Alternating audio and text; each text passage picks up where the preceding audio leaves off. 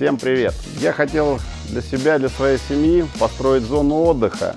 И обязательно, чтобы была зона барбекю, где можно приготовить как шашлык, так и что-то на вертеле и что-то сделать в русской печи.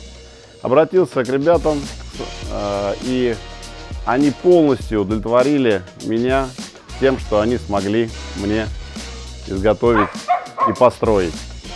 Все это вы можете видеть вот здесь.